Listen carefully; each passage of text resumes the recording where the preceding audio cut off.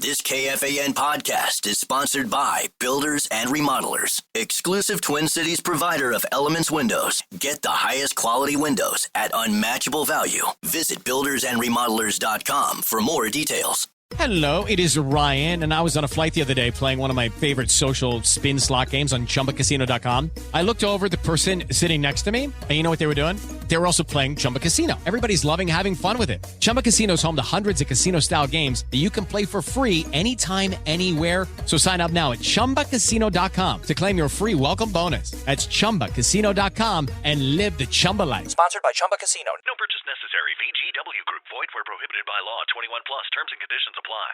This is Julian Edelman from Games with Names. Applebee's just cooked up the ultimate option play with their new Ultimate Trio deal. You can choose from 3 of their delicious appetizers and pair them up with 3 sauces for just $14.99. Craft your perfect trio from over 80,000 different combinations in this flavor-packed plate built for one, or to share if you're generous. You could stick with the classic pairings like boneless wings and buffalo sauce, or you could spice things up and try some unexpected combinations like dipping chicken wonton tacos in their honey Dijon mustard. It's time to head to your neighborhood Applebee's or order online today.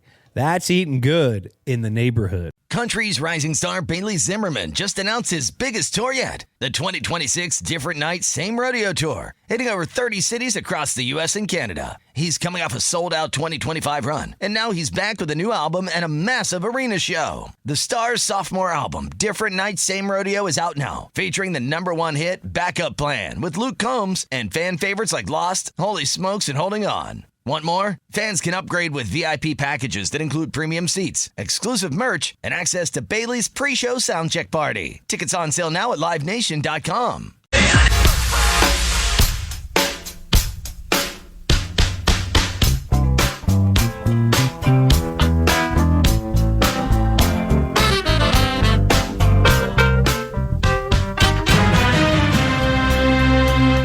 Interesting. This is technically not breaking news, but it is breaking informed speculation. One media outlet is reporting that the Cincinnati Bengals and Giants are in discussion over a trade for quarterback Jameis Winston. Now, the Bengals also will be without their starting quarterback on Sunday when they come to town to take on the Vikings. Joe Burrow is out. And, of course, we learned earlier today that J.J. McCarthy will not be available. So it's, at least in theory, Wentz versus former Viking Jake Browning on Sunday. But where does the Jameis Winston speculation enter into the conversation? I like Jameis. He's one of those guys who he might throw 5 touchdown passes and he might throw 5 picks, but he'll in the same game. Entertaining in the very same game. Ben Leber joins us via the Connecticut Water Systems Hotline, brought to you by our good friends, his good friends at Sierra Nevada Brewing Company. Are you ready for the start of the Carson Wentz era in Minnesota? Well, I guess if got to be ready. I mean, it's just like Carson's situation. Are you ready to start? Well, is there ever a great time to start when you get here just a couple of weeks ago? No, probably not. But, when you're forced into the situation, you've got no choice, Dan. So I think all of us fans, we don't have a choice. That's what it is. And, yes, I can wrap my head around a little bit of excitement as to, all right, we've seen 8 quarters with J.J. McCarthy. We've seen 1 really good quarter. Now, it'd be really telling if Carson Wentz comes in here and lights it up with the same offense. It would be interesting for sure. All right, so I'll give you the broad overarching question, and I'm sure you probably already answered in one form or another earlier today. What happened last night? You lose the line of scrimmage on both sides of the ball, and old school football rules basically say if you lose the turnover battle and you lose the line of scrimmage, you're going to lose the game. As much as I hate the fact that we give up almost 220 yards on the ground by the defense, I have to applaud them for keeping us in the game, as crazy as that sounds, where the Falcons controlled the clock. They controlled the emotions of the game. They controlled the momentum, but yet we were able to stop them basically every time in the red zone except for one that was a freebie that we gave them just for time on the clock. They gave us a chance to win, and that's all you can ever ask your defense. And then offensively, we couldn't block anybody, couldn't sustain blocks in the run game. Multiple times you see defensive tackles are the ones and defensive linemen are the ones hitting our running backs first, which conversely was not happening on our defensive side of the ball. Right. And we couldn't pass protect consistently. So I think it's as simple as that. As much as I'd love to really break it down, It's like we lost the game at the line of scrimmage. Well, to your point then about, it sounds like you're saying that you do not think it's all about McCarthy looking overwhelmed, even if he had some accuracy issues and perhaps some breakdowns himself, that you think it's more likely that this does fall into the classification of line of scrimmage, making it almost impossible for you to get the best out of, even at this young date, whatever McCarthy has to offer. Well, I wouldn't necessarily say that. I think it helps, though, to have an offensive line that can protect consistently, and we establish more of a run game that actually threatens the defense and doesn't just feel like cursory runs at times just to run it for the sake of running it. We talk about flow and rhythm all the time and, having the defense on their heels. That all helps out quarterbacks and how they process. Calling plays when it's second and third and long versus second, third and short is vastly different. And so, yeah, I think it all kind of goes hand in hand, and I'm not going to give him a total out, though. I mean, there are a lot of times where it looks like he's slow to read the defense. Mm-hmm. He's hesitating. He looks a little overwhelmed as far as what the coverage is and where people are supposed to be. I mean, just the timing of some of his throws just doesn't seem to be there on an every series basis. And we see flashes. We see some things. We see, some nice throws to the outside and all this other stuff. But when you add it all up, I mean, he's as much to blame for the loss as the offensive line is. I agree. It was almost eerie, the pattern repeating itself, certainly through two quarters, where, again, the Vikings are struggling offensively. They get a late pass completion to put them in position to try a field goal at the buzzer. And you're saying to yourself, well, I mean, they're not out of this game. They really aren't out of it, certainly on the scoreboard. Did you ever feel that, or did you see different stuff that had you less convinced that they were going to be able to follow the same path to victory that they did against the Bears? Well, the funny thing is, I was kind of I think a lot of people where we just were in this situation last week. Yeah. I'm not giving up hope. That's this team has proven that they can stick with it. And the score was so close because of the defense being so good in the red zone that all we needed was one big play. One big play. I think it was going to, again, on a game-to-game basis, kind of get the monkey off the back and have JJ sort of settle down a little bit, have the offense settle down. So I was hopeful and I was optimistic that, hey, it could happen. It could happen right here in the fourth quarter. It could happen mid-fourth quarter. But there was a difference in just the operation, though, as well, that I think because of mounting injuries, when Ryan Kelly goes out, it's like, oh boy, now we kind of miss the big piece in the middle for making calls and for protection. And then Aaron Jones goes out, and it's like I just felt like the injuries didn't allow us to sort of grab any momentum either. No, they most assuredly did not. And might as well run through the list. We got McCarthy with a high ankle sprain, probably out 2 to 4 weeks, depending on what report you want to believe. You mentioned Kelly, concussion protocol. School, concussion protocol. Jones probably out with a hammy. Darisaw still not back yet. Maybe this will be the week, but he's still not playing. And then you got Cashman, you've got Van Ginkel concussion, you've got Okuda concussion, you got Harrison Smith. We assume coming close to coming back, but that's, if I'm doing the numbers right, that's 9 players who are either out or, in question. I'm talking about 9, well, I guess you could say 8 regulars to semi-regulars, then 1 allegedly representing your best depth at left tackle. That is pretty concerning this early, is it not? Yeah, I definitely think it's concerning, and especially with the head injuries. I mean, obviously we're we're being really cautious about how we approach concussions these days. And I think the unnerving part for all of us fans is you just don't know. I mean, some guys' timetable might be a week, and you're like, hey, he just got his bell rung a little bit. You know, it is a low-grade concussion. We'll keep him out precautionary for a week, and he's back. Other guys, sometimes it starts off as a low grade, and it's like, boy, nothing will go away. I'm still dizzy. I'm still lightheaded. I still, have light sensitivity, whatever it is, still have nausea. So these things can linger. And as far as a fan base, like, we don't even know when these guys will come back.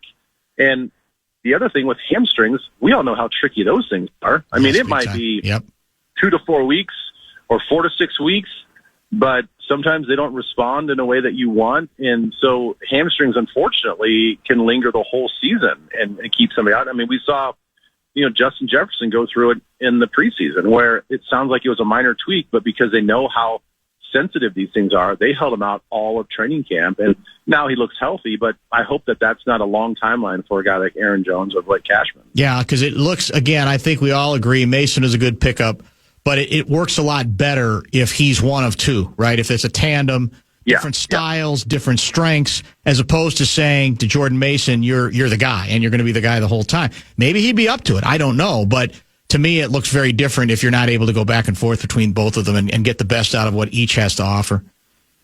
Yeah, and I do think that, can you look back at what he did in San Francisco, Jordan Mason, I'm talking about, and yes, he can carry the load, but if I remember correctly, they also had Guerrero as sort of their running back 3 that got elevated running back 2, and he was still splitting reps. And so I think that Jordan Mason can handle it. I just think that all these guys still would appreciate some guy giving them some reps off, and whether that's Xavier Scott, which Ty Chandler being banged up, I mean, it sounds like he has to be the next man up. And it kind of puts him in a tough spot because, he's a converted wide receiver. We love how he flashed in the preseason, but this is big boy time. This is no longer preseason. Put your big boy pads on. Can you run through the tackles? Can you run the offense? We know he can catch, but can you do all the other things that it would take to truly give Jordan Mason some time on the sideline? Do there was a lot of discussion, and I'm getting a lot of text on this as well, regarding the decision to not go for it the second time on 4th and 1. I think that was right after they tried to go deep to Naylor, who was open, and McCarthy overthrew him. Were you okay punting there? The way the head coach said, look, I was thinking back to the last time and it didn't work out very well, or were you bothered by that decision? I wasn't bothered by it. If I remember correctly, wasn't the ball like on our own 29 or something like that? I feel like we were inside the 30.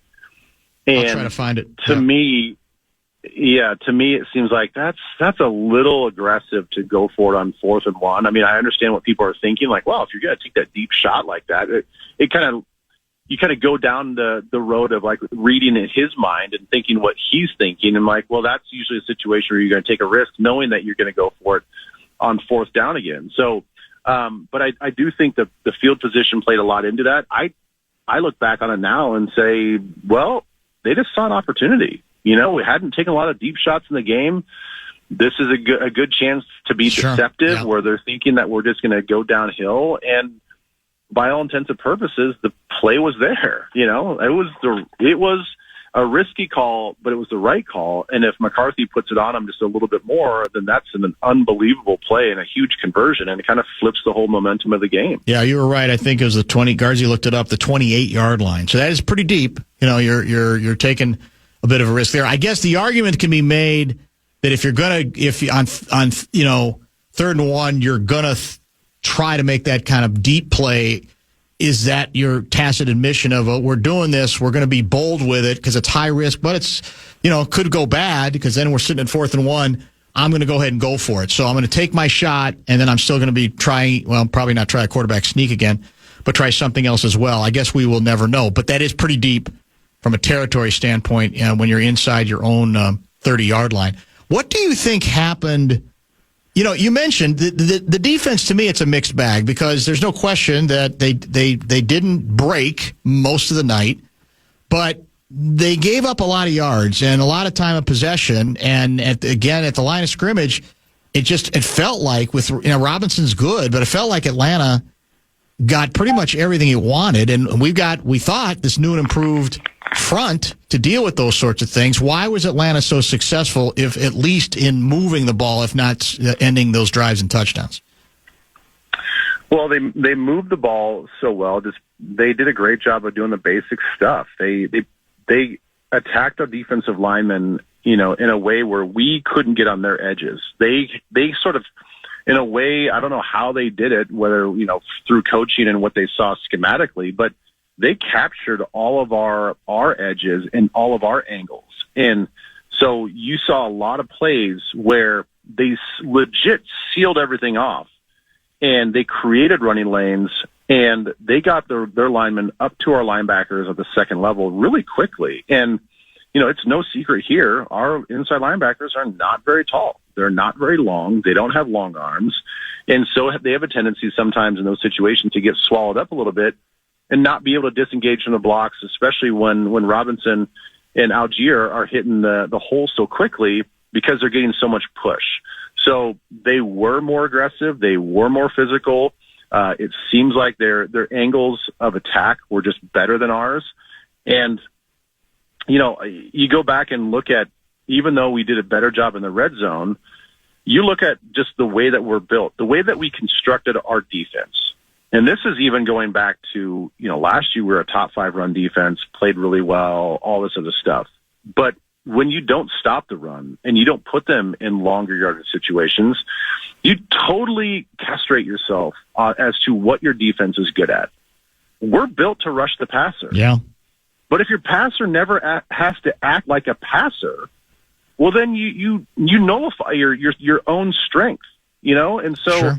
I think that was the frustrating part for me was, come on, guys, get a stop on early downs that it's near the line of scrimmage and force a 2nd and 8, consistently. Force a 3rd and 8, 3rd and 9, to where, who knows, maybe we're the ones that create some sort of confusion and they leave a free rusher and we're bending their quarterback backwards and fumbling the football in their own territory. That's how all of that sort of works together and cascades on each other. And you sort of create your own luck, but you can't do that if you're not stopping the run. Yeah, that's a great point. It certainly did appear they had, on first down, when they ran the ball, they often had, 15 yards, 6 yards, 5 yards, 8 yards, that sort of thing. And they put themselves in very advantageous position in that regard. Did you have any idea that McCarthy was at all hurt on, apparently the injury took place on that scramble in the third quarter where he ended up being tackled on the sidelines to the left. In fact, there's now even discussion online whether that was an illegal hip drop tackle as well. I'm not a great hip drop tackle mind enough to have an opinion on that, but he got up a little slowly there. And then I saw on the sidelines, they showed him with his ankle getting sort of retaped, which usually means, can mean something. Did you have any idea anything was going on with his ankle during the game? Well, it's funny because I suspected something. The thing is, I suspected it on the wrong play. As I was just alluding to, when we gave up a free rusher and he got bent over backwards and fumbled the football. Yeah. I thought that he got his right leg trapped and folded back behind him. I mean, we know that is fact, but I thought that was the play because I noticed he got up after that play and was kind of a little slow. And I was even saying to Chad Abbott in the microphone, sort of off air, I'm like, pay attention to McCarthy. I think he hurt something. And, he was able to kind of battle back. And a few plays later that I was watching from that point, I was like, no, I think he kind of shook it off. He looks fine. But, even going back to the actual injury, which we're saying now is the hip drop one on the scramble. I guess when I watched on the replay back, just like you did, you do see him get up a little slow, but I never really noticed that it affected him that much. You see guys a lot of times will get up off a pile and they're kind of don't love how my back feels or my knee or my ankle. But within a couple of plays, they're still going full speed. So I thought it was that sort of thing where he got a little dinged. He's fine. He's running around. Seems like he's bouncing on his feet. Seems like he's able to still give himself a nice little foundation to throw the football. So I did not think that it was going to have lingering effects to where he was going to be out now for next week and maybe beyond. Nacho Leber, Ben Leber, kind enough to join us as he does every day after Minnesota Vikings football games. Does the quarterback, the fact that Wentz is slated to start because of the injury, do you think that in any fundamental way changes what KOC calls or the emphasis that he goes with offensively? Does one thing have anything to do with the other? I don't think so. You look at the styles that they play, and it's not like we're going into a super mobile quarterback like a Josh Dobbs. I mean, we've got another guy that's coming in that's cerebral. Yep. He's been doing it at a high level. I do think that I would expect it actually to look a lot more crisp, a lot more rhythmic. I think when he gets to the top of his drop, I think he's going to have a better idea where to go with the football and anticipate better. And I think that just comes from experience. Mm-hmm. Whether he makes the right read or not, I think he's just going to see the game a little more clearly because he's had so many starts and so many reps, and he's seen a lot of the defenses. And heck, I haven't done a deep dive yet, but maybe he's gone against the defensive coordinator from the Bengals many times and so knows his system. I mean, all those things matter, which is why you oftentimes see first-year starters, rookies or otherwise, really struggle because every week sort of compounds with a new set of elite pass rushers, a new set of corners, a new set of defensive schemes that you've never seen before, that you never saw in college, or they're not run that way. They're not run with that efficiency or that sort of timing. And so, Carson Wentz will, in my estimation, will probably look better. But I can already hear the fans saying that, if he goes out and has a great 2 weeks, oh my gosh, do we have controversy? No. This is all expected from McCarthy, not the injury, but for him to struggle a little bit, find his way. These things are a building process. It's probably going to take a full year before we really, really know what we have in McCarthy. Okay, then I think I might know the answer to this question, but I'll ask you nevertheless. This is from Papa Taco. Could you ask Ben if there's any chance with this injury Kirk Cousins is brought back to Minnesota? No, I don't think so. I think that ship has sailed, don't you? So. Yeah. I think so. Look, there's we've invested a lot of time and resources and money into building this thing around McCarthy, and we have to give him that opportunity to do that. And it's the resources and the money that I think are the biggest thing. I mean, I don't see Kirk Cousins going to many teams, like including the Bengals, even though I think he'd be a good fit there. It's just he's going to cost a lot of money for a 1-year rental, less than a 1-year rental. I mean, what's it worth to a team? I don't know. I mean, as it is right now, the Falcons want you to pay for a lot of his contract, and I don't know a lot of teams are willing to do that right now. I would think very few. And I mentioned, I don't know if you heard me when we were first introducing you or about to introduce you, that apparently there's some Jameis Winston steam. The Bengals obviously are going to be without their starting quarterback for a while. I think the betting money is at least a couple of months. And I assume, at least immediately, the guy who's going to start will be the guy who has started in his stead before, right? Former Viking, Mr. Browning, correct? Yeah, that's correct. I've grown to really appreciate Jameis Winston for the personality that he is. Yes. He's a lot of fun to watch. He's a lot of fun to listen to. Whether or not, he's going to fit into that scheme, I don't know. I mean, I think that a lot of quarterbacks would look pretty good thrown to those wide receivers. I think the issue that a team like the Bengals is going to have, whether it's Cousins or whether it's Jameis Winston or somebody from another team, you can't expect these guys to step in the first probably 3-4 weeks and really understand this offense and be proficient at it and be productive. So in the meantime, you probably still go with your backup and hope they can squeeze out a couple wins. But if you're already behind the 8 ball and you've lost, 4 or 5 of those games and your season's already over, then what's the point of even bringing this guy in? I don't understand the risk reward there if you don't feel like you're absolutely a Super Bowl contender, which I don't think the Bengals are right now. Do you have an underrated player of the week or of the game? It's honestly, as you know, it's kind of hard to find some of these guys in a game like this. Yes, it is. Yes, it's definitely challenging. I do want to give T.J. Hawkinson a little love. He's really developed into an all-around player, and I know that we'd love to see him get a little bit more opportunities in the pass game, but what he's done in the run game, blocking, has just been phenomenal. And I truly think that is going to be a huge asset for our team going forward, with guys like Oliver already out there as like kind of a pseudo tackle. And then you get him out there. Now you really don't understand where this blocking team's going to go when we go 12 personnel. So, he'll be my Sierra Nevada sort of hot splash player of the game for this week, even though player of the games, when you get sort of cremated, is not easy to find. No, that's a good way to put it. Thanks as always, my friend. We appreciate you. Have fun in the heat, and we'll talk next week.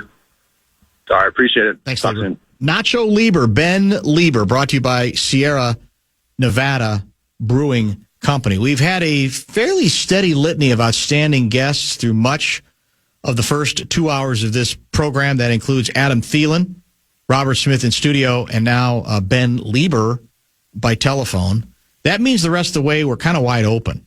We got a number of Vikings talking points to examine and to discuss. We'll also get to some of your texts via the Bradshaw and Bryant KFAN text line 64686.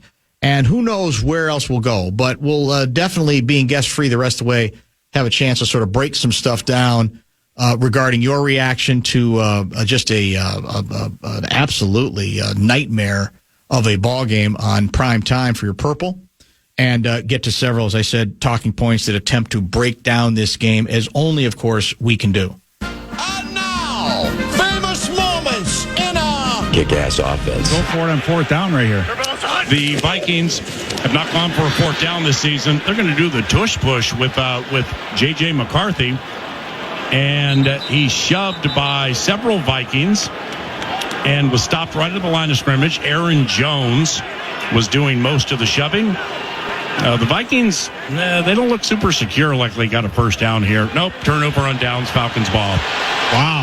Join us again for another famous moment in a Kick Looking for excitement? Chumba Casino is here. Play anytime, play anywhere. Play on the train, play at the store, play at home, play when you're bored. Play today for your chance to win and get daily bonuses when you log in. So what are you waiting for? Don't delay. Chumba Casino is free to play. Experience social gameplay like never before. Go to Chumba Casino right now to play hundreds of games, including online slots, Slingo, and more. Live the Chumba life at ChumbaCasino.com. No purchase necessary. VGW Group. Void where prohibited by law. 21 plus. Terms and conditions apply.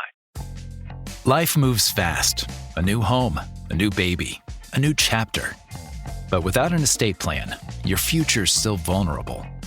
With Trust and Will, you can name guardians, start a trust, create healthcare directives, and more. All online in about an hour. It's attorney-designed, state-specific, and built to protect what you love.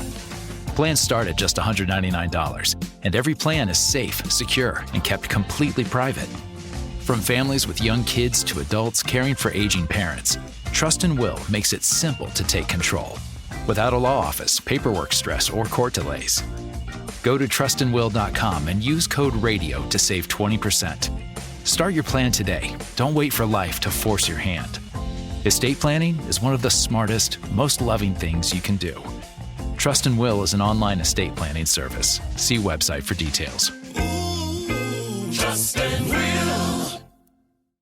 Bailey Zimmerman just announced his biggest tour yet, the 2026 Different Night Same Rodeo Tour, hitting over 30 cities across the U.S. and Canada. Following his sold-out 2025 run, Bailey is bringing his electrifying live show to even bigger stages in 2026, with stops in major cities like Nashville, Boston, Atlanta, Toronto, and more. His new album, Different Night Same Rodeo, is out now, featuring the #1 hit Backup Plan with Luke Combs, plus fan favorites like Lost with the Kid Laroi, Holy Smokes, and Holding On. The sophomore album showcases Bailey's signature blend of rock-powered country and heartfelt storytelling, making it a must-listen for fans old and new. Fans can elevate their night with VIP packages that include premium seats, exclusive merch, and access to Bailey's pre-show soundcheck party. With new music, massive energy, and a can't-miss tour on the horizon, now's the time to get your tickets. Tickets on sale now at livenation.com. A new NFL season means a fresh start and fresh styles.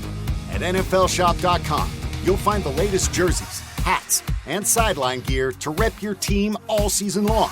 From rookies making their debut to legends, NFLShop.com has it all. Score exclusive styles you won't find anywhere else and show up ready for every kickoff and big play. Fan like a pro and shop now at NFLShop.com. Pass offense.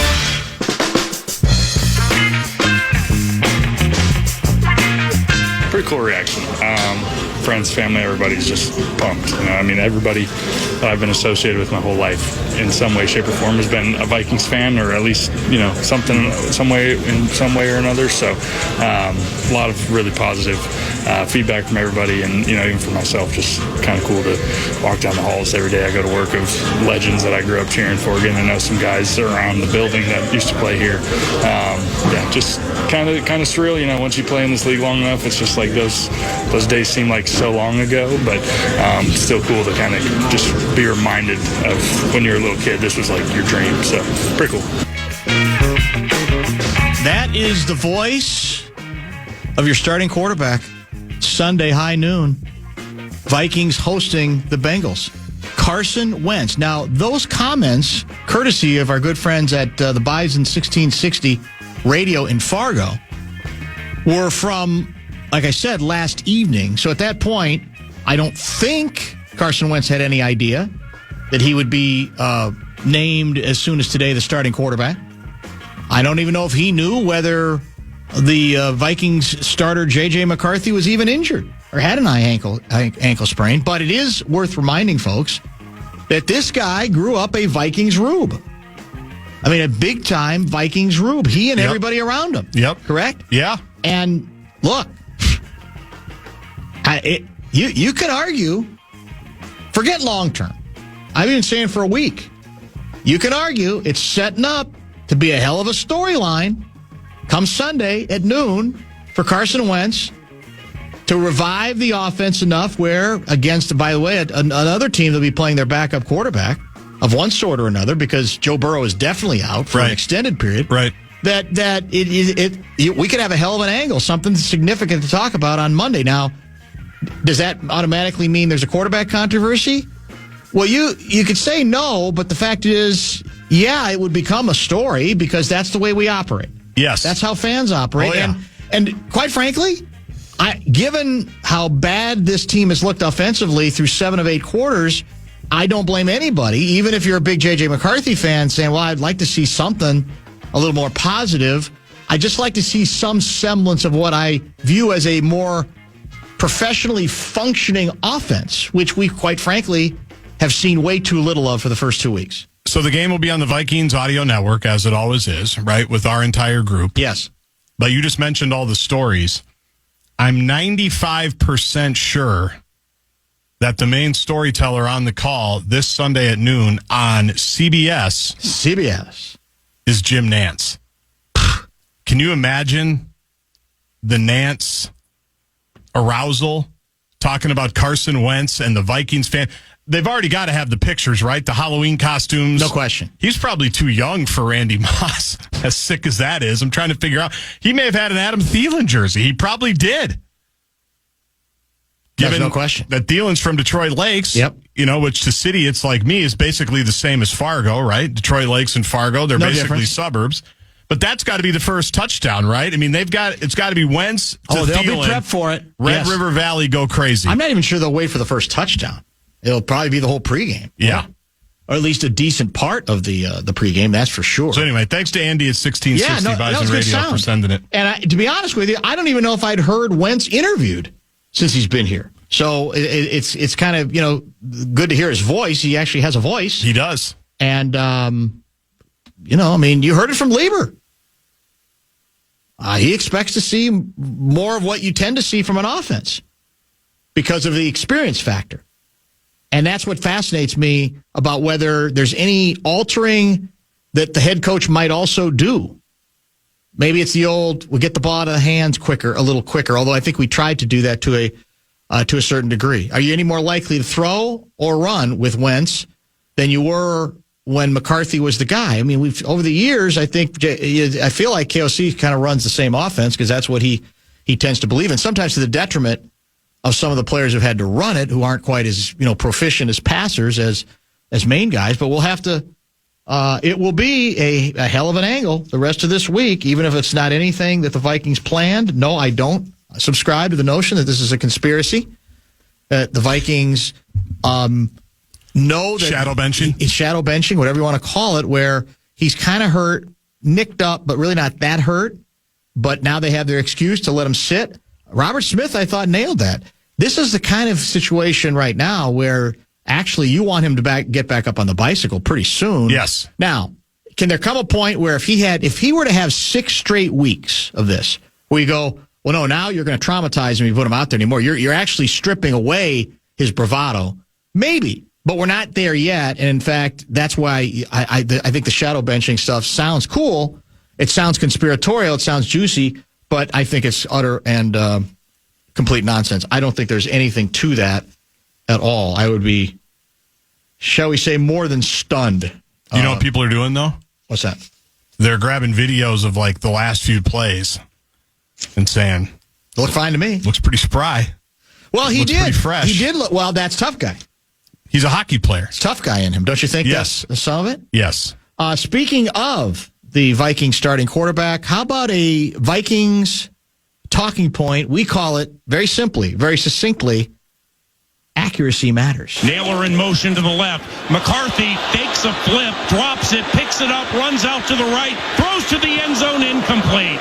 Looking for Justin Jefferson. My bad, I did it again. I was confused. I'm like, did did I do that wrong? No, my order was accuracy matters, and on here, where is accuracy? Where is it?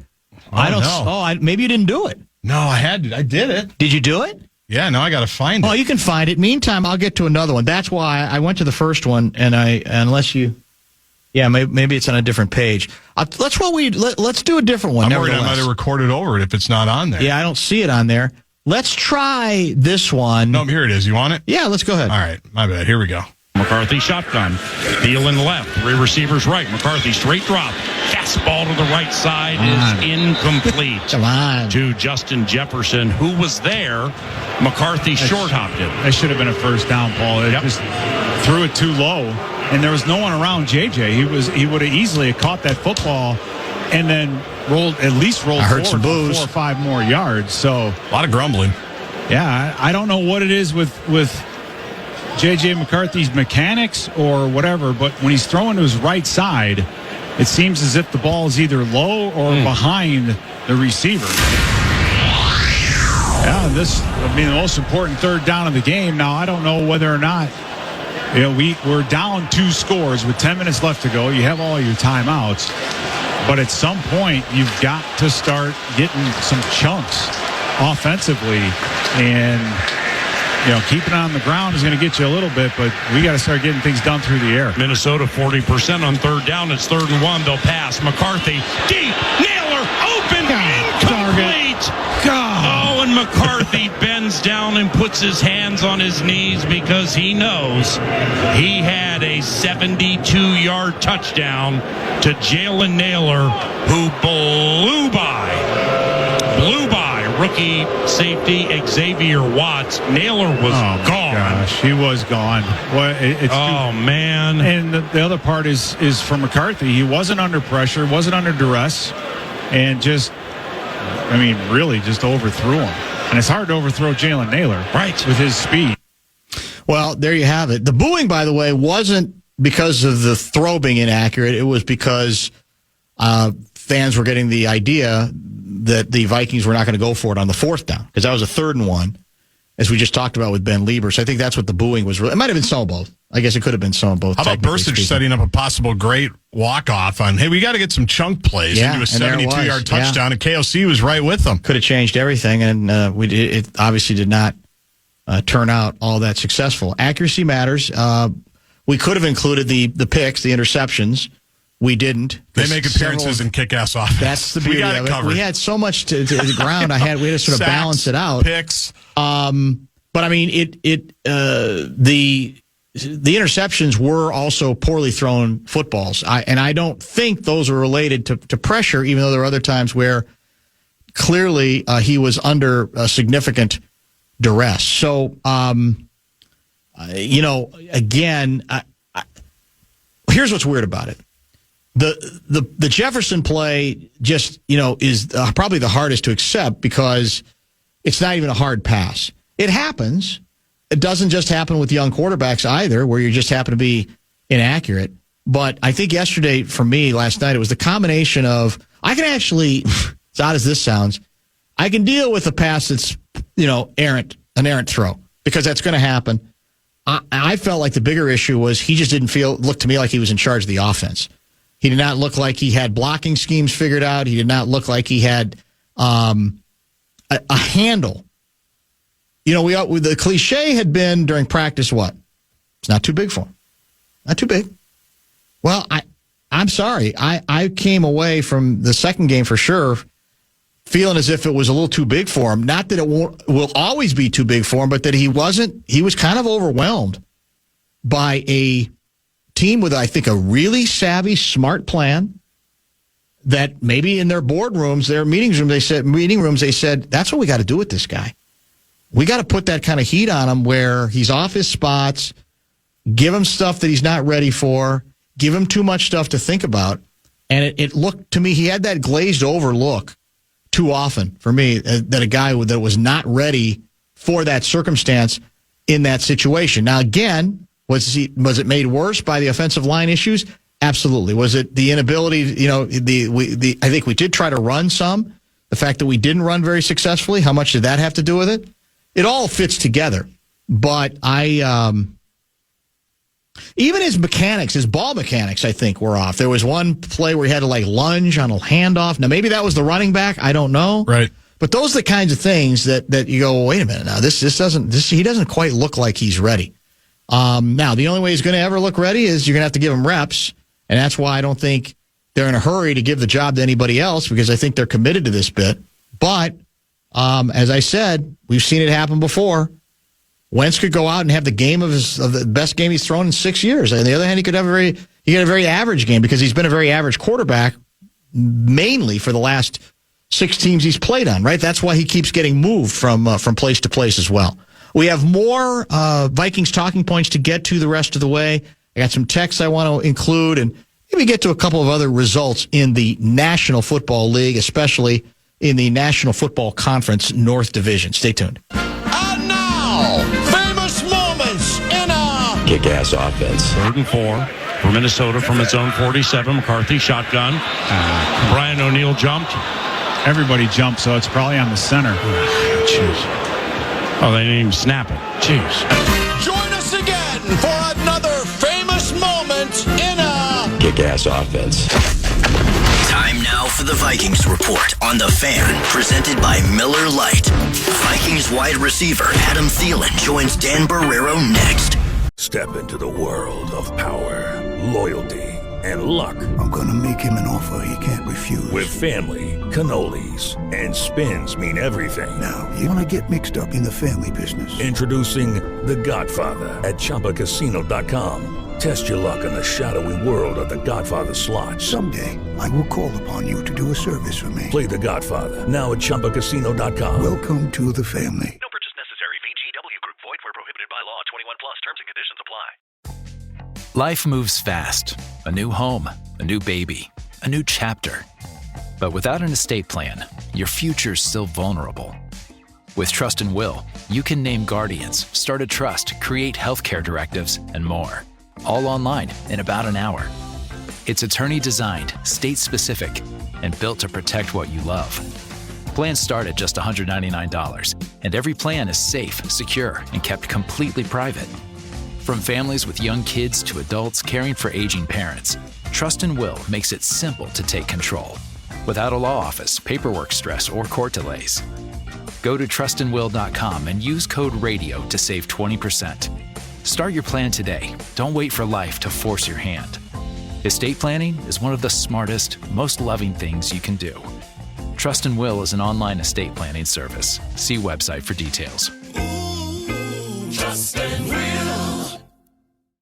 Bailey Zimmerman just announced his biggest tour yet, the 2026 Different Night Same Rodeo Tour, hitting over 30 cities across the U.S. and Canada. Following his sold-out 2025 run, Bailey is bringing his electrifying live show to even bigger stages in 2026, with stops in major cities like Nashville, Boston, Atlanta, Toronto, and more. His new album, Different Night Same Rodeo, is out now, featuring the #1 hit Backup Plan with Luke Combs, plus fan favorites like Lost with the Kid Laroi, Holy Smokes, and Holding On. The sophomore album showcases Bailey's signature blend of rock-powered country and heartfelt storytelling, making it a must-listen for fans old and new. Fans can elevate their night with VIP packages that include premium seats, exclusive merch, and access to Bailey's pre-show soundcheck party. With new music, massive energy, and a can't-miss tour on the horizon, now's the time to get your tickets. Tickets on sale now at livenation.com. A new NFL season means a fresh start and fresh styles.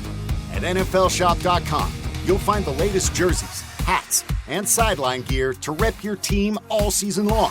From rookies making their debut to legends, NFLshop.com has it all. Score exclusive styles you won't find anywhere else and show up ready for every kickoff and big play. Fan like a pro and shop now at NFLshop.com. This football season, Bell Bank is giving one KFAN listener each week $1,000 to pay it forward to a charity of their choice. Just head over to KFAN.com, keyword contest to learn more and enter today. KFAN.com, keyword contest. So it's an NFL doubleheader, Monday Night Football doubleheader tonight, correct? And the first game is the early game, Tampa Bay against the Texans. That's what I got on my screen. And then second game is Chargers-Raiders. Pete Carroll against the Chargers. Yeah. Jim Harbaugh. And in this case, they're literally back-to-back, right? Or are they staggered? Because I thought for a year or two we went to kind of a system where that was staggered. And I don't think people like that because they don't want to miss any football. Right. So now it's a flat-out doubleheader? Yes, 6 o'clock Central. Okay. And then 9 o'clock Central. I like that better. More ball, man.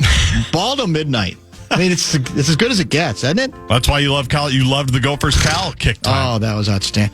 Well, it didn't. They didn't delay it. I was afraid because they had to move it for a while. Oh, did they? They did, and then they moved it back because whatever game was on before it went a little bit long. They always go long in college football. They do. I mean, they all even with the changes, I think they go like close to 4 hours.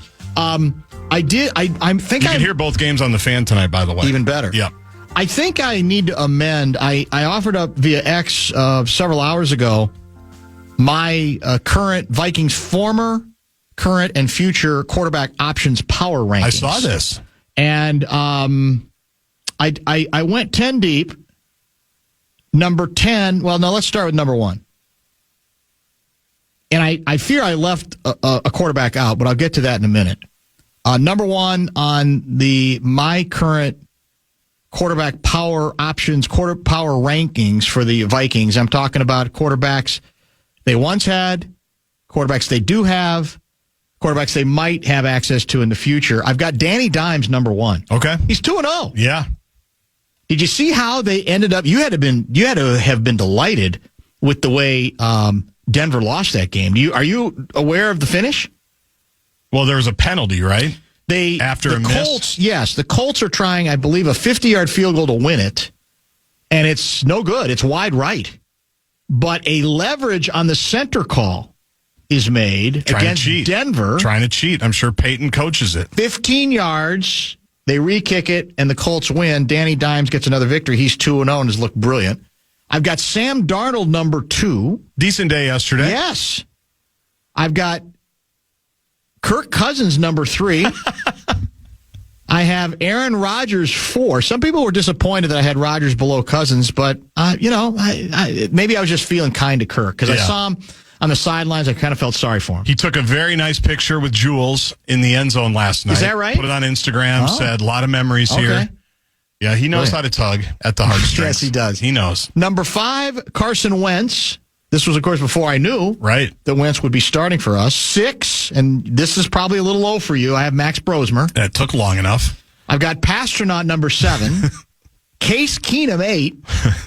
J.J. McCarthy, 9. Wow. That's humbling, isn't it? Yeah. And Sam Howell. I do have him ahead of Sam Howell. who we had and don't have anymore. What are you going to do? Are you going to the guy you're going to add? Well, yeah, I need to add. Is it Jake Browning or Mitch Browning? Which Browning is it? Who's the Bengals starting quarterback? Jake is the quarterback. Mitch is Mace's guy. That's what I thought. Yes. Well, Jake Browning deserves to be on there. I just forgot about him, especially now because he finished. He led the Bengals to victory after Burrow got hurt, and he's going to be the starter against Carson Wentz on Sunday, a week from yesterday, at the People's Stadium, correct? Unless they make a trade for Jameis. But even if you trade for Jameis, you ain't going to start Jameis the first week, are you? I think Jameis on short rest, I think, is better than Jameis in the facility. No time to think about it? Just get in there. What do you want to run? You might be right. Yeah, no, but you're right. You might be right. There might be something to that. You're right.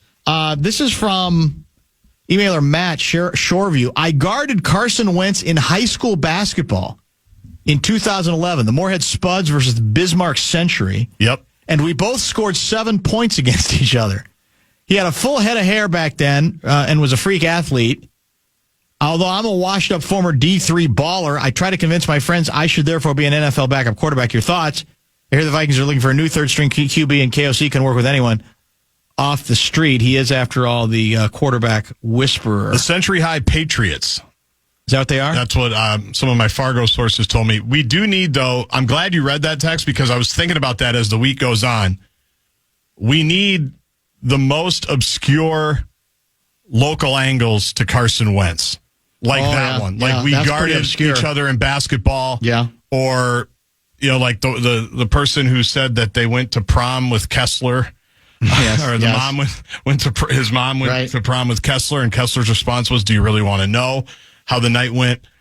Because there's so many of those when someone grows up in North Dakota and obviously plays for North Dakota State, and a lot of Bison are down here now, a lot of North Dakotans are down here now. There's got to be so many brushes with Carson Wentz fame that we have to get to.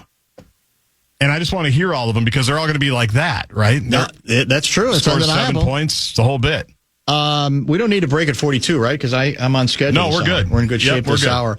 We got more Vikings talking points to get to. I do want to get to some texts from the audience as they continue to try to, finesse what took place last night. You heard it. I mean, Robert Smith said it's the worst he's seen the Vikings look. Yeah. In a long, long time. That was sobering. And that was pretty sobering and unsparing, but I'm very honest on his part, which was part of the reason you always like having him on. And I do think it was, you know what I think happened? I think we built it up because it followed the same pattern of a week ago. We built it up to say, well, it's just a matter of time, right? It's not that big a lead. And so they're gonna have at least a 3 straight possessions where some good things are going to happen, consistently speaking. And so I think when none of that transpired, when all that stuff we were waiting for, you go, well, there's no there this week. What were we waiting for? There's nothing. Atlanta's not cooperating. They're not imploding. And in fact, they're actually showing greater dominance, holding on to the ball. I know we let them score that last touchdown, but I don't think we intended to let them go right down the field as easily as they went down the field. It was a sobering game that felt like it was more than one game, even though that's all it counts. As I said, Wentz comes in, plays great. They knock off even the Bengals team that's playing their own backup. We're going to be right back excited again about why not us, why not now. But it was, especially for a home opener, 6 points. No real verve, no real voltage that lasted more than a single play or maybe 2 plays in a row, and a sense sometimes as if we don't know how to get these plays off. What do we do here? What blocking scheme do we want to use here? Who's supposed to have who? Can we get the playoff on time? That's what's really been bothering me. It's the whole. It was very eye opening, especially. And again, it didn't help that the Bears gave up 52 to a Lions team that wasn't even trying at some points to score, although they did score a late touchdown. I think that also enters into the fact, well, what exactly did you accomplish that first week? Let's get to another talking point. Let's talk about the defense and about my belief that as much credit as the defense is getting for not giving up touchdowns until they kind of let them score a touchdown, I'm not sure that's enough where I'm going to necessarily raise or offer a commemorative print to the defense. Pistol formation, Penix with Bijan Robinson getting the first call. He shakes an Ivan Pace tackle, gets to the 45-50, into Vikings territory to the 40-yard line, where Theo Jackson runs him down from behind. 26-yard gallop by Bijan Robinson, and a terrible missed tackle by Ivan Pace Jr. Short shotgun for Penix Jr. Robinson behind him. He gets the call again, and he has room to the right side, 35-30. Sprints to the 25, and he's taken down by Theo Jackson, who has 2 tackles. That's the good news. But on 2 carries, Bijan Robinson has 42 yards, Pete. That's almost twice as much as he had last week with 12 carries against the Tampa Bay Buccaneers. First down out of the pistol formation, handoff Bijan Robinson, and he was wrapped up kind of at the 23. Then he spun away from a Viking at the 25. So what should have been a run of 3 yards ended up being a run of 9 at 2nd and 1. That was Ivan Pace chasing him down from behind. Yeah, he's having an awful game. 2nd and 15 from the 27, 9-6 Atlanta early in the third quarter. And it's a sneaky handoff to Robinson up the middle, bumps it out to the left, makes a Viking miss. It's Byron Murphy Jr. at the 35, and Bijan Robinson gets to the 37. That's a run of 10, and now it's 3rd and 5. Now we had the right defense for it. You had both linebackers walked up to the line of scrimmage, but they were expecting pass. They didn't even see the handoff because Eric Wilson just ran right by it. He was unblocked. And the handoff goes to Bijan Robinson up the middle, shook a tackle, bumps out to the right 30, 25, and he's taken down at the 22-yard line. 18-yard run by Bijan Robinson. Man. First down Atlanta. Well, and they decide to it's a quick handoff. Chase Chambliss out there too, I believe, on the outside. You got to be able to see the football. You're getting Elijah Williams in there. He can't bury himself in the defensive lineman. He's got to keep his head up. Bijan, 13 runs, 112 yards. What did he end up with? Close to 200 yards total offense, didn't he? He was absurd. Yeah, I think it was 140 on the ground in this game. And again, I understand. You didn't give up a bunch of touchdowns, and points matter. But there's some games in which your inability to get off the field or to prevent them from the yardage totals and just sort of the at the line of scrimmage domination is still a problem defensively and still indicates that you did not have a great defensive performance at all. And that's kind of what I saw yesterday because, that means the offense doesn't have another chance to try to rectify all their problems. Maybe it wouldn't have mattered how many times the defense got the ball back more quickly. I get that. And maybe the defense, you could say, was tired because the offense didn't seem to stay on the field very long. But the fact of the matter is, even if a offense is struggling, the defense's job is to get off the field quickly. Whether they're giving up field goals rather than touchdowns or not, there was way too much dominance at the line of scrimmage. And I fully believe. I mean, you could sense it early. There were some times early where the noise was a factor, and Penix was having difficulty. They had to call at least one timeout. They got a delay of game penalty as well. But all that kind of went away to a certain extent because A, Atlanta didn't have to throw that much, and B, what's the quickest way to take the wind out of the sails of even committed fans? Another handoff for 9. Run right at him. Another handoff for 12. Another handoff for 6. He averaged 6.5 yards a carry. All of that, it has a wearing effect, not just on your own defense. It has a wearing effect on your fans, too. It's hard for them to stay in it when they see that kind of dominance at the line of scrimmage. And quite frankly, I think that's what we saw quite a bit of. The challenge today, because of the great moments in the kick-ass offense, was how you distinguish what highlight you put in what package, whether it's talking points or great moments. We could have probably done great moments in the kick-ass defense because, again, they gave up way too many yards for me to get excited about the way they played offensively. But there's plenty of material for basically both segments, I think it's fair to say. In a game like this, Well, could there be such a thing as a key play? I mean, the Vikings lost 22-6. They never really got anything established offensively, but I'll give you what we think, or I think, could be called the talking point, the key penalty of the game. Let's listen. Actually, Justin School is coming out. Oh. So Walter Rouse at left tackle. Yeah, Walter Rouse in there left tackle. So I don't know what's going on with Justin. All right, Michael Juergens, the center. Walter Rouse, the left tackle. And it's 1st and 10 for the Vikings from their own 41. Handoff Jordan Mason. Falcons snipped it out, but nice cut by Mason to the left. Oh, that's he a gets terrible to the 50, call. 45, and he's taken down at about the 43-yard line. But, like the analyst said, 18-yard run, dead. If this is on Rouse. Offense, number 73. No. Oh, come on. One play, one penalty. That's for Walter, too. It's a I got to take another look at it to see what exactly. I mean, that's holding. Yeah. He grabbed his jersey. But they grab their jerseys all the time. That's fair face point. to face. Might have held him a little bit too much. I don't know. Yeah.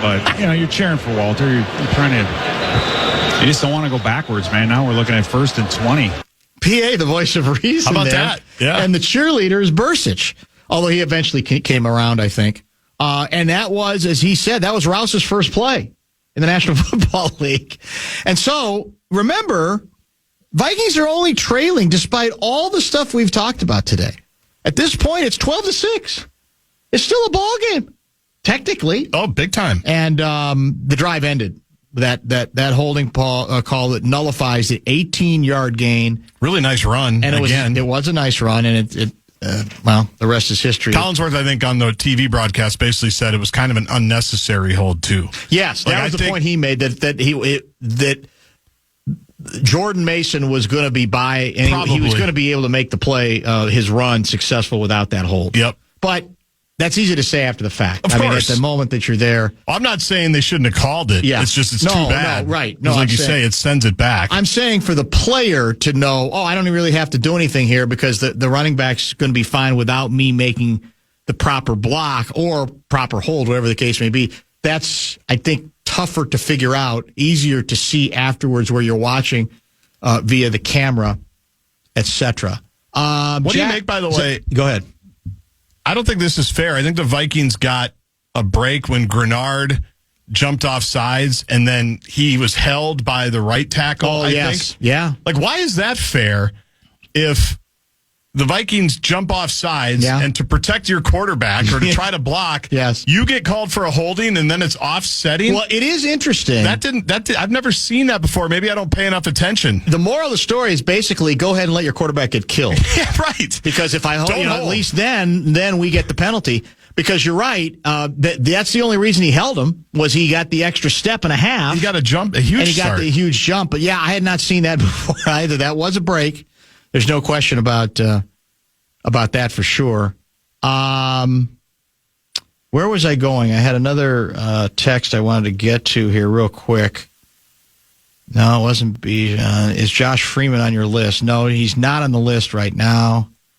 Peyton Manning's rookie season through 2 games, and he's laying out the numbers and noticing that they're not that different than J.J. McCarthy. I'll say this again, it's the last time I'm going to say it.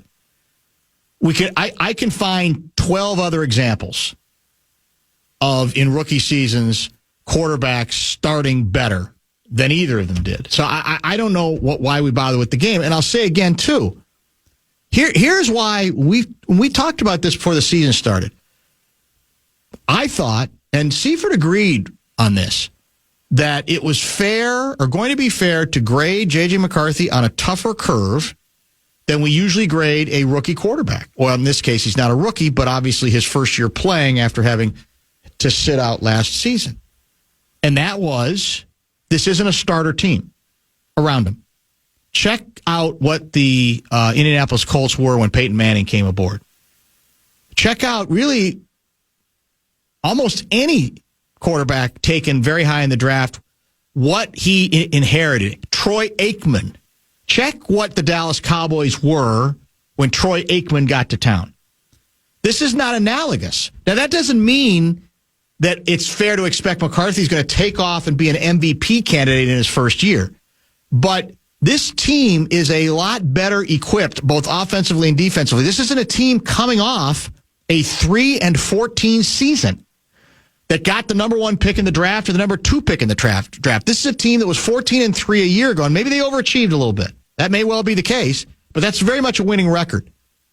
And there's enough talent on this team where, and presumably the reason the Vikings were comfortable with suffering the slings and arrows of a young quarterback was, well, we're going to be able to minimize those more than you think because we're not starting over. This isn't year 0 in whatever our rebuilding program is. This team is supposed to be in a very, very different place. So, the text on doing the compare and contrast, it just doesn't do much for me at this point. I at some point I get a little bit that text is for later that I just sent you. So okay. I thought maybe I saw something. Maybe it was a quarterback update. No, by the way, are we sniffing around? Because if the assumption is Brosmer becomes 2, yeah. So do we need another quarterback back in our? Don't we need 3? Doesn't for an most emergency? teams have 3 for emergencies? I suppose, yeah. And I don't know. Like, did anybody pick up Howell? Is Sam Howell with him? I don't know. We traded him. We did trade him. That was a trade. That's right. Who did we trade him and to? Who was the other guy that we had in the mix who had some experience? I've already forgotten about him. Rippon, yeah. Yeah, Brett Rippon. I don't know what Rippon's up to either. Not sure. I do know this. If the Bears are smart, by the end of the month of September, they will be starting Tyson Bagent at quarterback. But that's another story for Bears Wine Line on another day. We got at least one more Vikings talking point to get to, maybe 2, in the final half hour of the show. Stay tuned. Famous moments in a kick-ass offense. Leonard Floyd, 10th year from Georgia, unrestricted from San Francisco. He checked into the game. He's edge right. McCarthy, shotgun, and Leonard Floyd's going to sack him. Leonard Floyd, who had 0 tackles versus Tampa Bay, 8.5 sacks with the Niners last year. As we said in the pregame show, he plays a couple of plays, sits out about 4, plays a couple, sits out another 4. That's to keep him fresh, and when he's fresh, clearly he's a menacing presence. Yeah, I'm not sure what that play was. It was kind of a fake toss, and it didn't really go anywhere. But had McCarthy just thrown the ball to Aaron Jones, he would have hit his head on the goalpost. Join us again for another famous moment in a Hello, it is Ryan, and we could all use an extra bright spot in our day, couldn't we? Just to make up for things like sitting in traffic, doing the dishes, counting your steps, all the mundane stuff. That is why I'm such a big fan of Chumba Casino. Chumba Casino has all your favorite social casino-style games that you can play for free anytime, anywhere with daily bonuses. So sign up now at ChumbaCasino.com. That's ChumbaCasino.com. No purchase necessary. VGW Group. Void where prohibited by law. 21 plus. Terms and conditions apply. Life moves fast. A new home, a new baby, a new chapter. But without an estate plan, your future's still vulnerable. With Trust and Will, you can name guardians, start a trust, create healthcare directives, and more. All online in about an hour. It's attorney-designed, state-specific, and built to protect what you love. Plans start at just $199, and every plan is safe, secure, and kept completely private. From families with young kids to adults caring for aging parents, Trust and Will makes it simple to take control, without a law office, paperwork stress, or court delays. Go to trustandwill.com and use code RADIO to save 20%. Start your plan today. Don't wait for life to force your hand. Estate planning is one of the smartest, most loving things you can do. Trust and Will is an online estate planning service. See website for details. Trust and Will. Bailey Zimmerman just announced his biggest tour yet, the 2026 Different Night Same Rodeo Tour, hitting over 30 cities across the U.S. and Canada. Following his sold-out 2025 run, Bailey is bringing his electrifying live show to even bigger stages in 2026, with stops in major cities like Nashville, Boston, Atlanta, Toronto, and more. His new album, Different Night Same Rodeo, is out now, featuring the #1 hit Backup Plan with Luke Combs, plus fan favorites like Lost with the Kid Laroi, Holy Smokes, and Holding On. The sophomore album showcases Bailey's signature blend of rock-powered country and heartfelt storytelling, making it a must-listen for fans old and new. Fans can elevate their night with VIP packages that include premium seats, exclusive merch, and access to Bailey's pre-show soundcheck party. With new music, massive energy, and a can't-miss tour on the horizon, now's the time to get your tickets. Tickets on sale now at livenation.com. A new NFL season means a fresh start and fresh styles. At NFLshop.com, you'll find the latest jerseys, hats, and sideline gear to rep your team all season long. From rookies making their debut to legends, NFLshop.com has it all. Score exclusive styles you won't find anywhere else and show up ready for every kickoff and big play. Fan like a pro and shop now at NFLshop.com. Pass offense. Step into the magic. The Minnesota Renaissance Festival runs weekends now through September 28th. You can get your tickets at renaissancefest.com and enter for your shot to win a pair of tickets on our contest page. That's KFAN.com, keyword contests.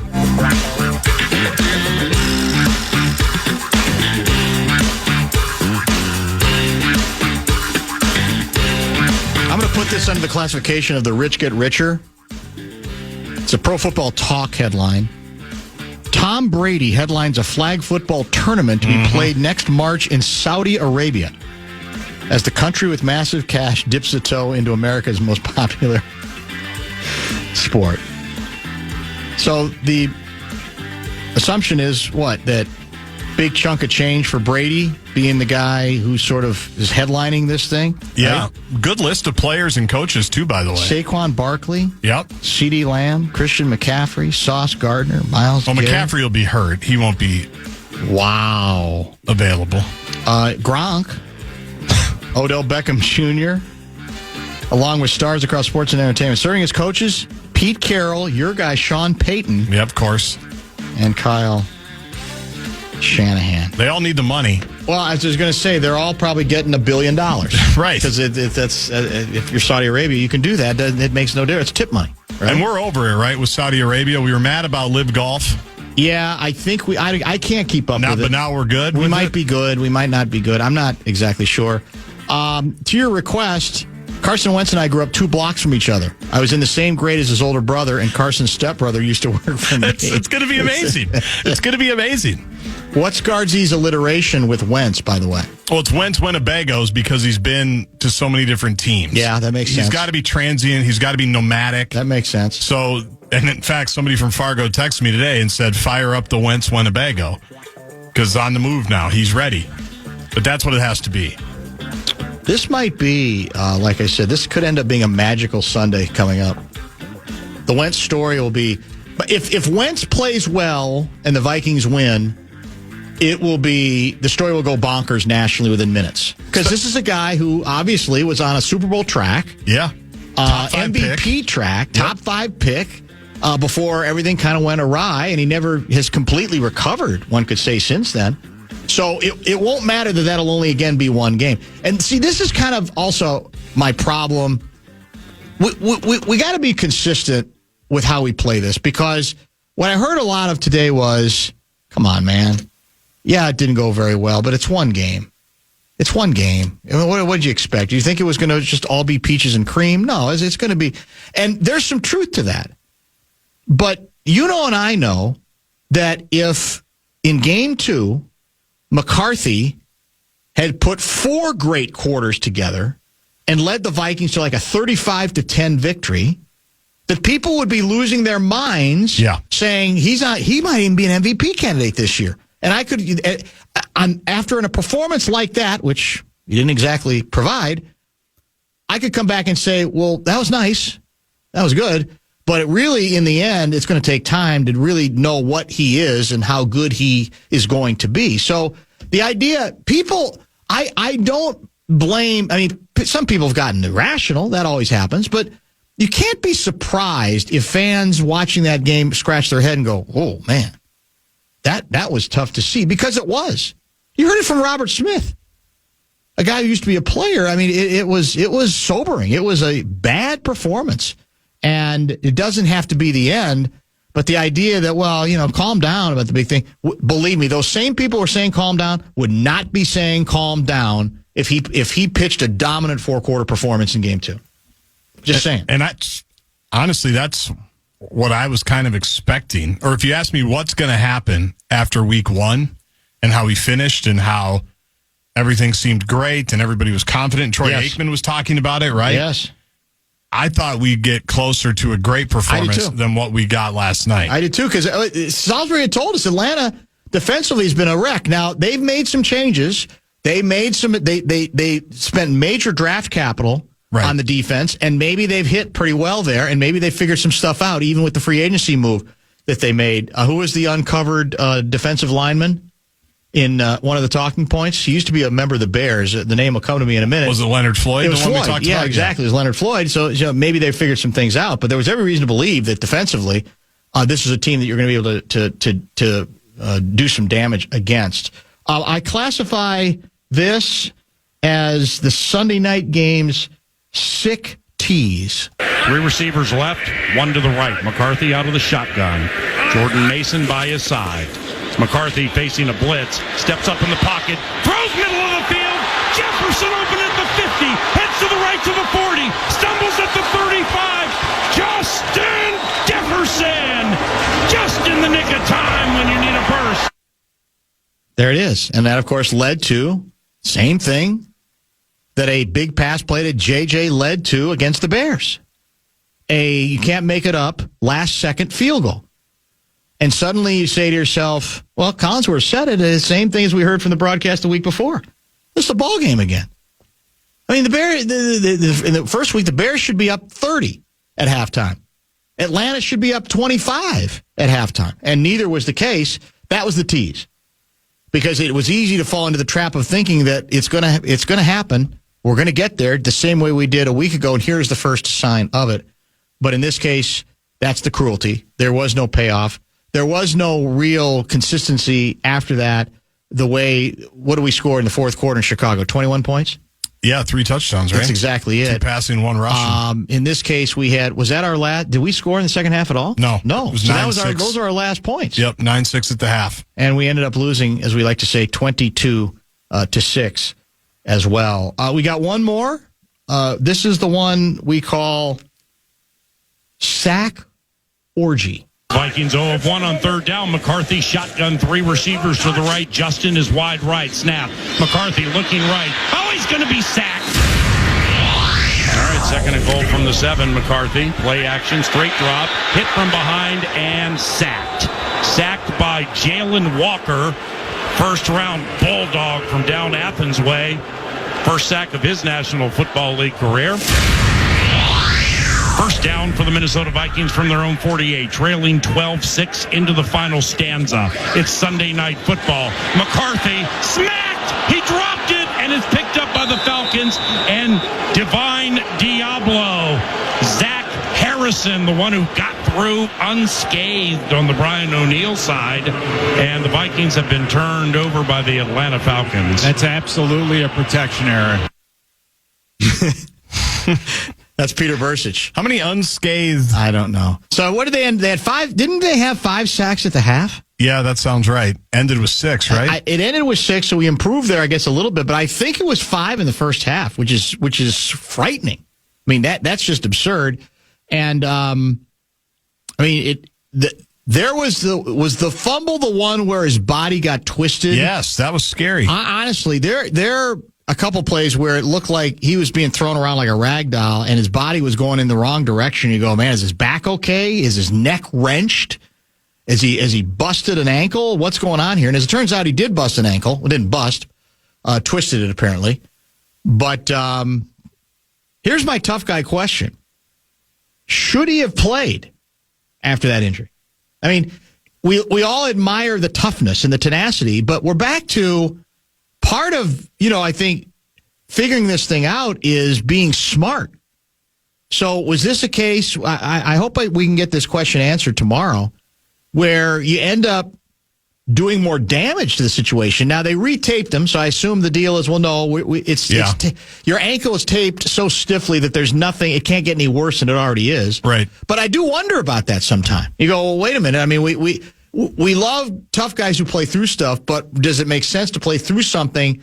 And did that actually make it less likely that he was going to be able to play this week than it would have been if he had just left the moment he got tackled on the sidelines late third quarter? The videos that people are using for conspiracies that he was moving around okay and this is a soft benching after that 3rd and 20 or 2nd and 20 where he scrambled. would lead me to believe that it was fine that he stayed in there, and obviously after the game had many more issues. People that were at the game reported that Wentz, at some point during that stretch, did get out on the sideline in a very hurried fashion to maybe get some warm-up throws in. So I think they were thinking about it, possibly. Okay. But then they did some kind of presentation, lights went off quickly, and all of a sudden, JJ was back out there. You guys are assigning way too much blame to J-Mac and not near enough to our worst offensive line in a long, long time. Nobody will be anywhere near effective or accurate with that protection.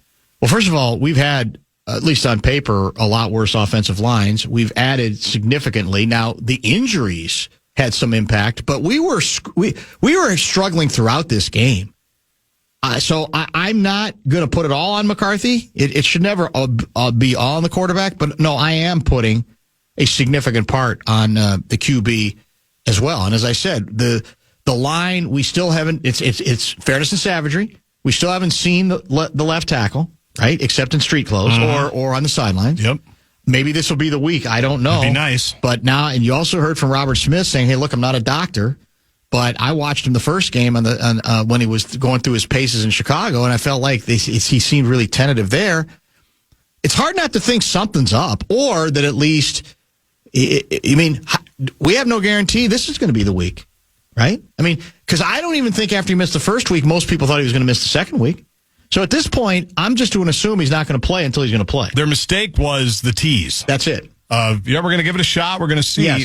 Clearly he was nowhere near playing if he hasn't played for these first two. No, that's exactly it. But part of there were opportunities. I mean, we laid it out earlier. His accuracy, McCarthy's accuracy, was not good at all on a number of passes that would have extended drives. We talked about needing more plays. The long pass, the short pass over the middle to the other JJ that was at JJ's feet, and the interceptions, that wasn't all protection. That was, on several of those occasions, just not throwing a very good ball at all. And as I said, part of the job is, you're figuring out protections and not leaving people unblocked entirely. And that also, I think, goes back to him a little bit as well. His mechanics were not strong at all in game 2. We'll come back, wrap up the show, and remind you what we have coming up tonight on The Fan. Plenty of football. And then on tomorrow's broadcast. Hello, it is Ryan, and I was on a flight the other day playing one of my favorite social spin slot games on ChumbaCasino.com. I looked over at the person sitting next to me, and you know what they were doing? They were also playing Chumba Casino. Everybody's loving having fun with it. Chumba Casino is home to hundreds of casino-style games that you can play for free anytime, anywhere. So sign up now at ChumbaCasino.com to claim your free welcome bonus. That's ChumbaCasino.com and live the Chumba life. Sponsored by Chumba Casino. No purchase necessary. VGW Group. Void where prohibited by law. 21 plus. Terms and conditions apply. Life moves fast. A new home, a new baby, a new chapter. But without an estate plan, your future's still vulnerable. With Trust and Will, you can name guardians, start a trust, create healthcare directives, and more. All online in about an hour. It's attorney-designed, state-specific, and built to protect what you love. Plans start at just $199, and every plan is safe, secure, and kept completely private. From families with young kids to adults caring for aging parents, Trust and Will makes it simple to take control, without a law office, paperwork stress, or court delays. Go to trustandwill.com and use code RADIO to save 20%. Start your plan today. Don't wait for life to force your hand. Estate planning is one of the smartest, most loving things you can do. Trust and Will is an online estate planning service. See website for details.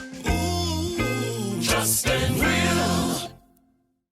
Bailey Zimmerman just announced his biggest tour yet, the 2026 Different Night Same Rodeo Tour, hitting over 30 cities across the U.S. and Canada. Following his sold-out 2025 run, Bailey is bringing his electrifying live show to even bigger stages in 2026, with stops in major cities like Nashville, Boston, Atlanta, Toronto, and more. His new album, Different Night, Same Rodeo, is out now, featuring the #1 hit Backup Plan with Luke Combs, plus fan favorites like Lost with the Kid Laroi, Holy Smokes, and Holding On. The sophomore album showcases Bailey's signature blend of rock-powered country and heartfelt storytelling, making it a must-listen for fans old and new. Fans can elevate their night with VIP packages that include premium seats, exclusive merch, and access to Bailey's pre-show soundcheck party. With new music, massive energy, and a can't-miss tour on the horizon, now's the time to get your tickets. Tickets on sale now at LiveNation.com. A new NFL season means a fresh start and fresh styles. At NFLShop.com, you'll find the latest jerseys, hats, and sideline gear to rep your team all season long. From rookies making their debut to legends, NFLShop.com has it all. Score exclusive styles you won't find anywhere else and show up ready for every kickoff and big play. Fan like a pro and shop now at NFLShop.com. Cast as well. Gear up for a hilarious night when Dane Cook returns to the Island Events Center. See his legendary style of stand-up comedy live at Treasure Island Friday, October 24th. And all the details are at TICasino.com. Show Wrap is presented by American Pressure, commercial-grade pressure washer since 1975. It's the bumper-to-bumper Show Wrap. McCarthy aside, the mounting injury list makes about 10 questions that I'm scared I won't have answers to. Yeah, we did talk about that several times during the show. It is a lengthy laundry list of significant players either already out, have never really come back, or maybe about to come back as well, and we'll have to keep an eye on that this entire week. We're calling it Wentz Week here on the Bumper to Bumper program. There you go. Wentz Week the rest of the way. Vikings Rewind will follow us tonight, and then we'll go directly, we'll pick up game one of the Pro Football Monday Night doubleheader on the Fan. So you get most of each game, well, you get all of the second game in, but you'll get most of game one, which has already begun. Tampa Bay in Houston, and it is now 7-7. The Bucs have just tied it up with a very nifty, who's the Bucs quarterback? Baker Mayfield. Baker Mayfield toss into the end zone. So about midway through the opening quarter, it's 7-7 in Houston. The second game matches the Los Angeles Chargers of Anaheim against the Vegas Raiders, correct? That's game two. Pete Carroll versus Jim Harbaugh as well. So all of that. A little history there. Yeah, a lot of history and a lot of football the rest of the night, all live right here on the Fan. Want to thank our outstanding guest lineup today. That includes Adam Thielen, who joined us about 3:30. Robert Smith in studio for a good solid hour of good entertainment and good fun and I think good analysis. And Ben Leber, Nacho Leber, joined us at about 4:47 today. Good Vikings talking points today. Good reaction from the texters as well. Tomorrow, I'm guessing there'll be a little leftover football because it is Wentz week after all. Johnny Athletic will join on Tuesday's show, and Kevin Seifert. If we're lucky, we might even get him in studio as well. Maybe we'll get a little more information on the injury, whether either of them buys the conspiracy theory that this is a quote-unquote shadow benching. I don't remember that term being. Is that a new term? Is that a new conspiratorial term? Is that term? I think so. Yeah. Well, the phrase shadow. Yeah. It's kind of like yacht rock. Gotcha. It's being added to a lot of things now. Yes, that's true. So shadow benching. Ooh, it sounds so ominous and dramatic, doesn't it? Shadow benching. Well, this is the most transparent and authentic organization in sports. So what they tell us. They're not going to shadow bench. You don't think? No. Okay, you're probably right. Thanks for watching. Thanks indeed for listening to today's edition of the program. And we remind you, a lot of football coming up, including Vikings Rewind. That's next. We'll talk to you at 3 o'clock. A lot of things that are easily correctable. How to have fun anytime, anywhere. Step 1. Go to ChumbaCasino.com. ChumbaCasino.com. Got it. Step 2. Collect your welcome bonus. Come to Papa welcome bonus. Step 3. Play hundreds of casino-style games for free. That's a lot of games. All for free? Step 4. Unleash your excitement. Chumba Casino has been delivering thrills for over a decade. So claim your free welcome bonus now and live the Chumba life. Visit ChumbaCasino.com. No purchase necessary. VGW Group. Void where prohibited by law. 21 plus. Terms and conditions apply.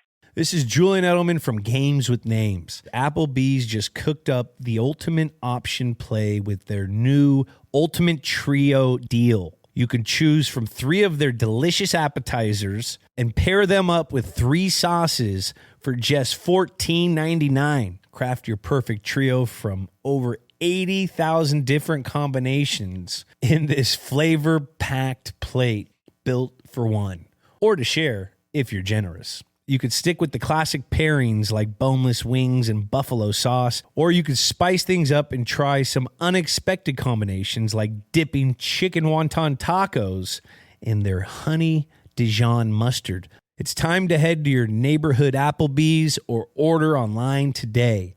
That's eating good in the neighborhood. This is Julian Edelman from Games with Names. Football is back. That means it's tailgate time, and this season, the only meat I'm going to grill is Dietz and Watson. I'm loving the Black Angus Dietz dogs. They're flavor-packed, and you can tell they are made with the highest quality ingredients. Sundays just got a whole lot better. Visit DietzandWatson.com/therightway to learn more about the Dietz difference. A new NFL season means a fresh start and fresh styles. At NFLshop.com, you'll find the latest jerseys, hats, and sideline gear to rep your team all season long. From rookies making their debut to legends, NFLshop.com has it all. Score exclusive styles you won't find anywhere else and show up ready for every kickoff and big play. Fan like a pro and shop now at NFLshop.com.